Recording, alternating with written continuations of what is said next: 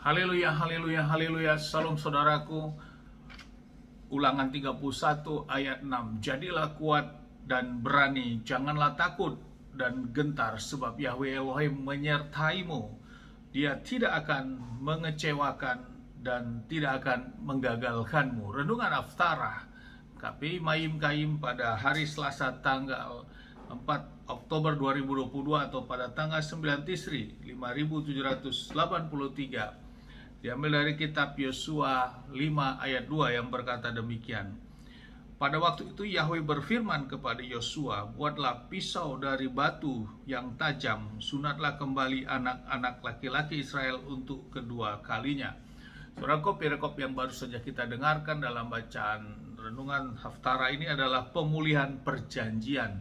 Bapak Yahweh memerintahkan kepada Yosua untuk menyunat kembali atau menyunat anak-anak laki-laki yang saat ini memasuki tanah Kanaan yang mereka lahir dalam perjalanan selama di padang gurun, saudaraku, dan diperintahkan untuk menyiapkan pisau api dari batu, saudaraku, karena di zaman itu pisau dibuat dari batu. Dan setelah itu mereka berkemah di daerah Gilgal, saudaraku, dan setelah sembuh dan tidak lama setelah itu memasuki pada hari Paskah, saudaraku. Hal ini dapat kita lihat di ayat yang 10-nya.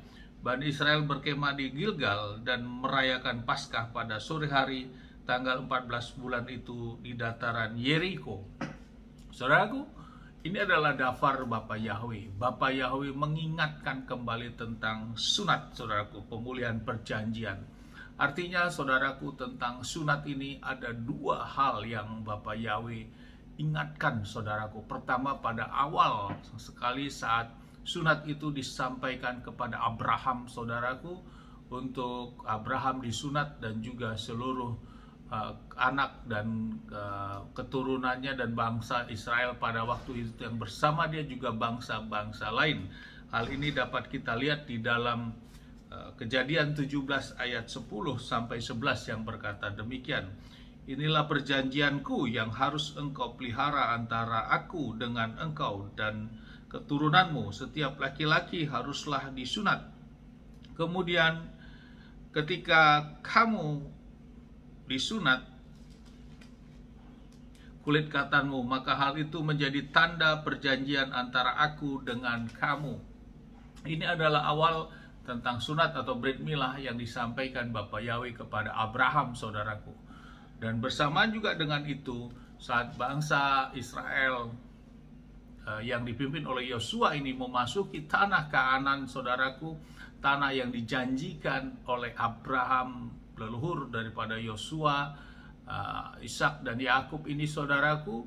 Dan ini daftar Bapak Yahweh langsung yang berbicara, saudaraku. Tentu ini adalah sesuatu hal yang orisinil. Bapak Yahweh berkata kembali tentang sunat, saudaraku. Artinya di mata Bapak Yahweh kepada kaum Adam, sunat merupakan hal yang penting dan itu merupakan suatu tanda perjanjian, saudaraku. Suatu tanda perjanjian. Hal ini dapat kita lihat seperti halnya renungan bacaan Haftarah ini, bahwa pada waktu itu Yahweh berfirman kepada Yosua, buatlah pisau dari batu yang tajam, sunatlah kembali anak laki-laki. Artinya Bapak Yahweh mengingatkan lagi tentang sunat ini, saudaraku. Artinya ada dua kali. Pertama adalah pernyataan awal sunat, kemudian yang kedua saat bangsa Israel memasuki tanah Kanaan, juga Bapak Yahweh yang langsung berdaftar tentang sunat, saudaraku. Mari saudaraku, artinya apa? Di mata Bapak Yahweh, sunat merupakan hal tanda perjanjian kepada umatnya, kepada kita orang yang percaya kepadanya, khusus kaum Adam. Saudaraku, biarlah lewat renungan ini, sampai saat ini juga hal ini tentu tidak dibatalkan, saudaraku, untuk kita ambil sikap melakukan brit milah. Bapak Yahweh menetapkan dua hal ini, dan bersamaan itu juga mereka merayakan hari raya Paskah. Dan memang salah satu persyaratan merayakan Paskah adalah semua kaum laki harus disunat sehingga dia boleh mengambil jamuan Paskah itu. Amin. Sukses besar buat kita semua. maju terus dalam iman dan tetap kita berjuang melakukan hukum, perintah, dan ketetapan Bapa Yahweh. Saudaraku, sebagai tambahan dalam renungan Haftarah ini, saudaraku, saya atas nama Gembala KPI Mayim Kayim Esra Manjayapurba memohon maaf atas penentuan tanggal hari raya Yom Kippur, saudaraku, yang sudah terumumkan. Dan hal ini diralat, saudaraku, dan termasuk untuk puasa intinya, saudaraku. Jadi, saudaraku, hari ini kita memang firman mengatakan di ayat Imamat 23 ayat 32, tanggal 9 kita harus merendahkan hati kita, dan ini menjadi bagian kita untuk melakukan puasa sebelum memasuki Yom Kippur, saudaraku. Jadi pelaksanaannya kita berpuasa dalam rangka merendahkan hati kita, dan pelaksanaan hari raya Yom Kippur jatuh pada nanti pukul 18.00 sampai besok 18.00. Dan di hari raya Yom Kippur inilah puasa hari raya Yom Kippur, saudaraku.